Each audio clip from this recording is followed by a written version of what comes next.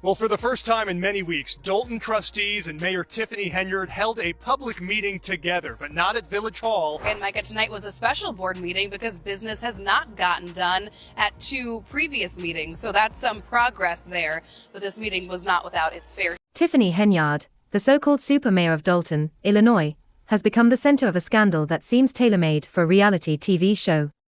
Her tenure as mayor has been a whirlwind of controversy, financial mismanagement, and allegations that have reached the level of FBI investigation.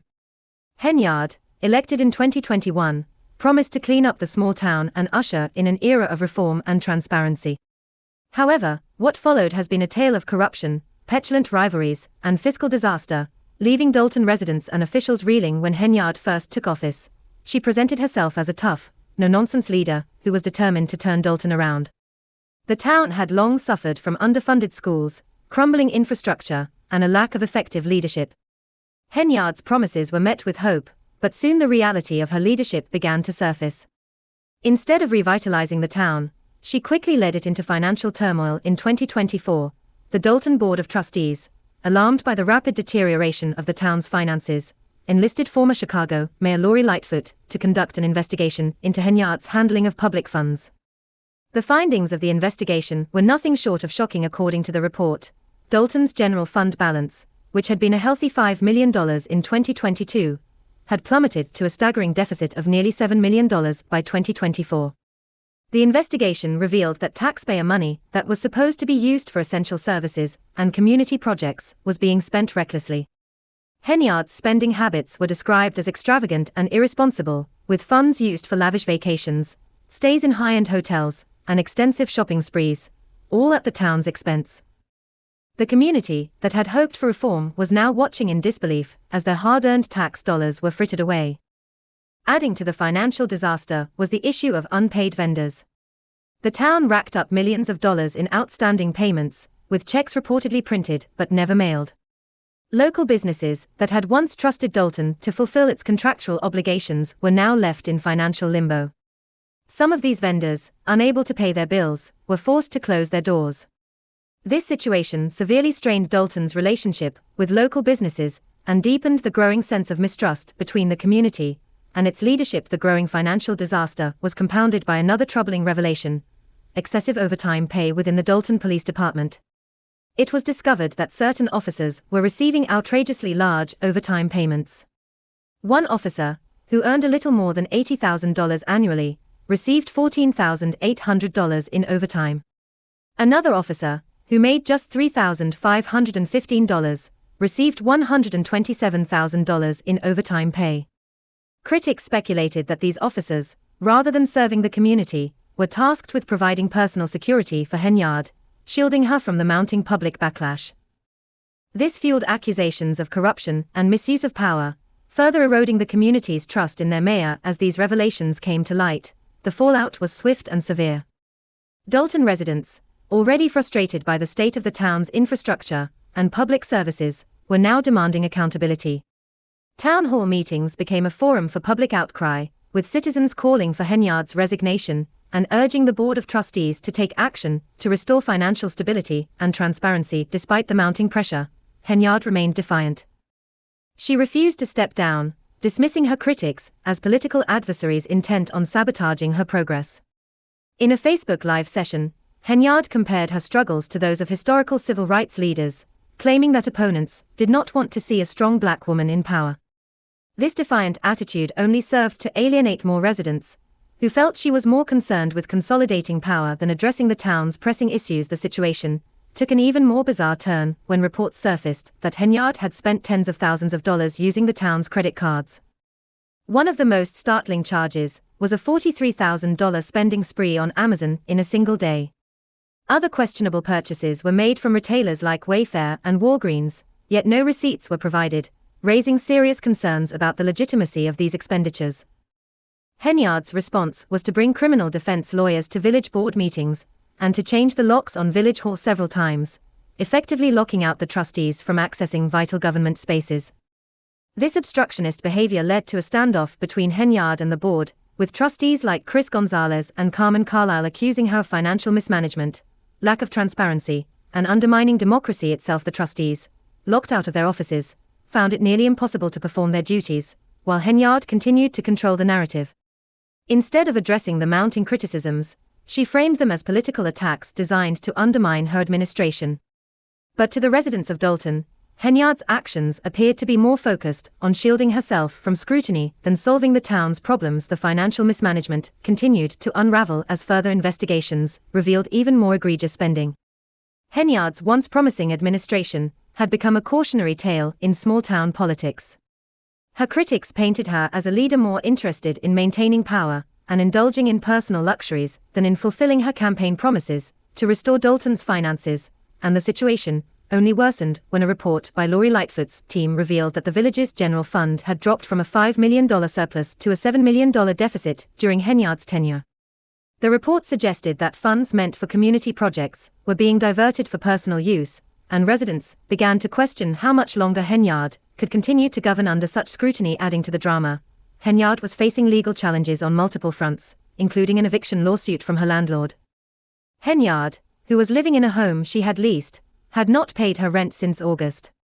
Despite making a six-figure salary as both the mayor of Dalton and supervisor of Thorn Township, nearly $300,000 annually, Henyard had failed to cover her rent, raising more questions about her financial decisions. The landlord, who had been trying to collect rent for months, eventually filed for eviction, citing Henyard's refusal to pay.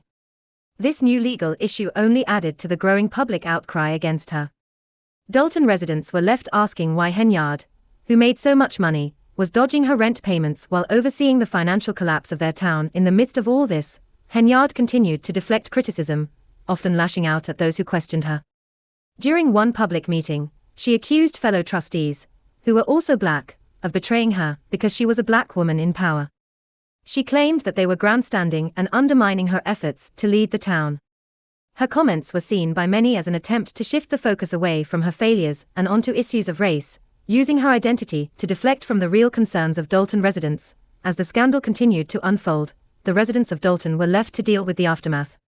The town's financial health was in shambles, with millions in debt, unpaid vendors, and crumbling infrastructure. Schools were underfunded, and essential services were in jeopardy.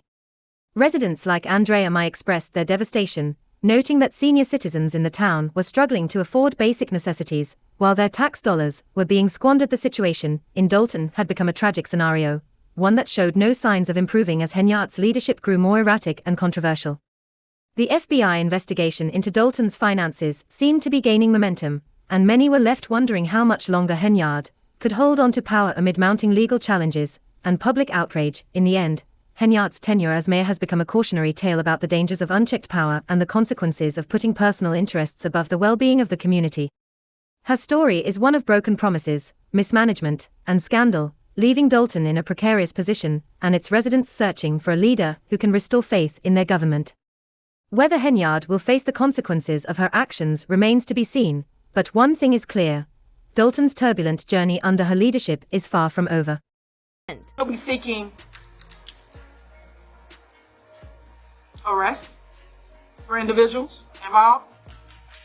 I will be pressing charges. Tiffany Henyard, the embattled mayor of Dalton, Illinois, has found herself at the center of yet another controversy, this time involving her rental property. Henyard and her partner, Kamal Woods, have reportedly changed the locks on their rental home, preventing their landlord, Janetta Hull, from gaining access. This move is just the latest in a growing list of scandals surrounding Henyard's leadership. The trouble began when Hull confronted Woods about unpaid rent, including a modest $200 increase to cover outstanding dues. Woods allegedly responded by claiming he couldn't afford the additional cost. This has left many residents baffled, especially considering that Henyard and Woods are both reportedly earning over $300,000 annually. Despite this, they have reportedly failed to meet their rental obligations, prompting Hull to initiate eviction proceedings. However, serving Henyard with eviction papers has proven difficult, further complicating the situation. While Henyard has denied any personal financial wrongdoing, her leadership of Dalton has been plagued with allegations of mismanagement and fiscal irresponsibility. Rather than addressing these concerns head-on, Henyard has attempted to shift the narrative, accusing her political opponents of conspiring against her. In a dramatic 90-minute Facebook Live session, she threatened to seek the arrest of her critics, though she provided no concrete evidence or legal basis for her claims.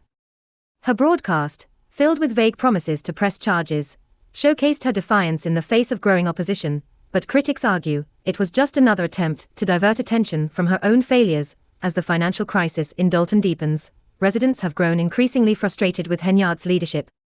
At town meetings, they regularly demand answers about the town's deteriorating financial condition and her questionable spending practices.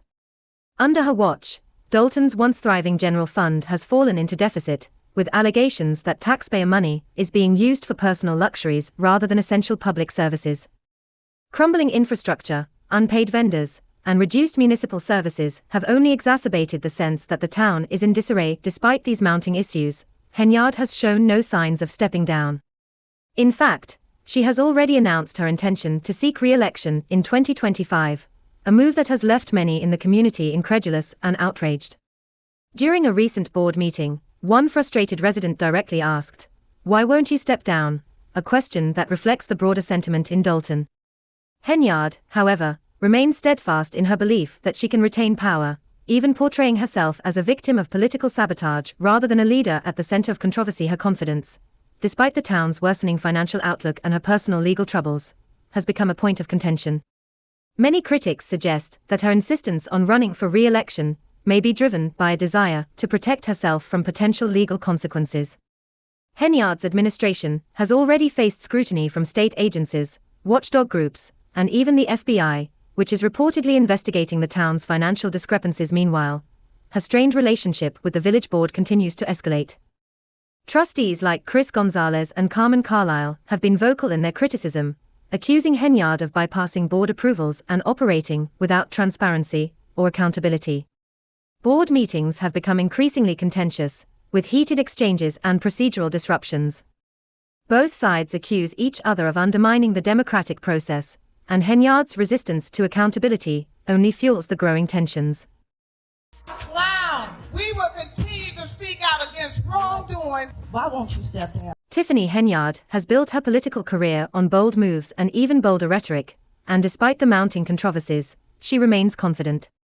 Her latest move is a controversial salary plan that would slash her pay by nearly 90% if she loses re-election, but keep her salary unchanged if re-elected. This classically power-driven tactic is seen by some as a way to deter challengers from running against her.